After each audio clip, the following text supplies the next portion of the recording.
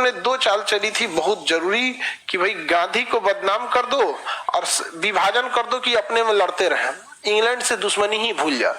यकीन मानिए अगर इंग्लैंड वाले चुपचाप चले जाते सब ना, तो उसका सबसे बड़ा लॉस इंग्लैंड को होता, क्योंकि अगर हम लोग को बिना विभाजन किए चले जाते सब, गांधी इसमें नरम दल गरम दल वाले में झमेला नहीं होता, तो हम लोग इंग्लैंड के पीछे पड़ जाते, हमारा पैसा वापस करो।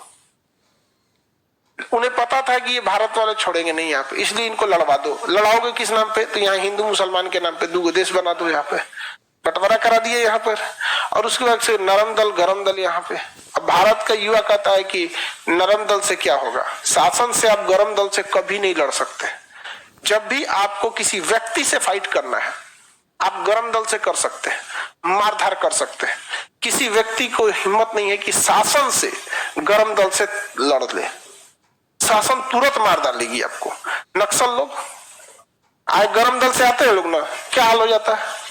अगर उनकी कोई समस्या है, अगर वो प्यार से बोलेंगे या नॉर्मल दल नरम दल से बोलेंगे, अनशन पे बैठेंगे, भले लंबा समय लगेगा लेकिन मजबूर होकर सुनना पड़ेगा कि नहीं सुनना पड़ेगा। शासन से लड़ने का एक ही रास्ता है नरम दल, व्यक्ति से लड़ने का रास्ता है गरम दल। भारत के आदमी किताब पढ़ने रहता है, व्यवहारिक दुनिया में रह भी नहीं करता। उस लोग को आज भी लोग कहते हैं गरम नरम दल से कौन चीज होता, तो सरकार से लड़के दिखाओ गरम दल से। अरे सरकार छोड़ो ना, थाना में जाइए थानेदार से, तनी गरम दल से लिखते हैं कि नहीं हमारा भैया ताड़ तड़ा तड़ तड़ा तड़का इधर आता दिखाते हैं, तो ही जानता है वो गरम दल। हमारा गरम दल का ही सैलरी मिलता है। लाठी डंडा सरकारी के लिए मिला है। जब भी आपको शासन से लड़ना होगा, एक ही रास्ता है गरम दल। अगर आपका नरम दल, सपोज कि कोई पुलिस वाला आपका एफआईआर नहीं लिखता है, आपके सामने दो रास्ते, गरम दल ऐठ के कहिए तो कैसे नहीं लिखोगे, ऐसे मार मारेगा कि होश में आ जाएगा। आप नरम दल अपनाइए वहीं पे, क्योंकि पुलिस व्यवस्था शासन का, वहीं बैठ जाइए। जैसे गांधी जी क्या करते थे, वहीं बैठ जाते थे, पलथी मार के बैठ जाइए, थाने में बैठ जाइए, उठा के फेंक देगा आपको, बार बार मुंह में बैठ जाइए। एक एग्जाम्पल के तौर पर, हम ही नहीं कह रहे हैं कि 4 दिन बाद मीडिया तेडिया जाएगा या लिख के भेज इसका पगला के, तू कहां से ये आके बैठ गया, जो मालिक होगी लो जाए। शासन से लड़ने का रास्ता केवल और केवल नरम दल। लेकिन अंग्रेज इतना बेहतरीन से भारत के लोगों को समझा दिया। आज भारत का युवा, उसका पढ़ाई का लेवल कहां गया है कि वो पूछता है कि नरम दल से कौन ची हो। तो भैया ये एक शाश्वत सत्य है कि शासन से आप नरम दल से ही लड़ सकते हैं। सबसे ज्वलंत एग्जाम्पल किसान, प्रधानमंत्री से भाई मोदी जी कभी पीछे नहीं हटते हैं। नोटबंदी करने के बाद 10 से मस नहीं हुए, 370 यूं हटा दिए, यहाँ पर कुछ करते रह गए, कोई चीज 3 तलाक यूं खत्म हुआ, यहाँ पे कोई कुछ चिल्लाते रह गया, लेकिन किसान हट गया। अब आप बता के देखो, ये जो युवा आज का कहता है कि गरम दल होना चाहिए, खून तक हमारा खोल रहा है, शासन से लड़ाओ, खून खोल रहा है, भाप बना देगा सब तुमको। यहाँ व्यक्ति से लड़ना है तो आपके पास दोनों ऑप्शन है, नरम दल और गरम दल, अहिंसा और हिंसा।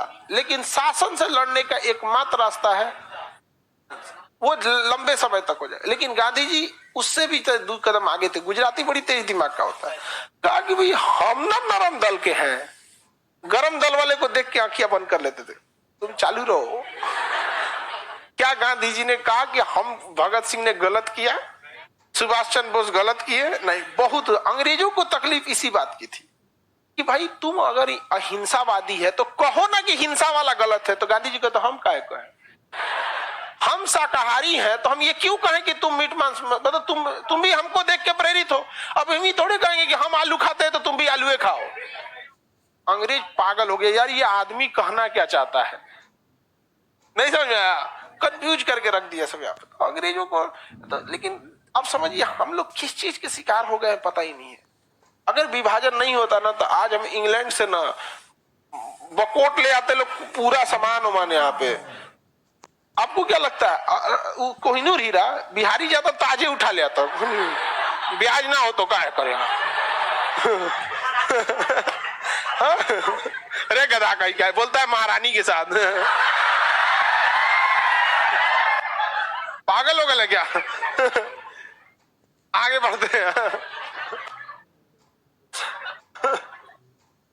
आगे बढ़ जा।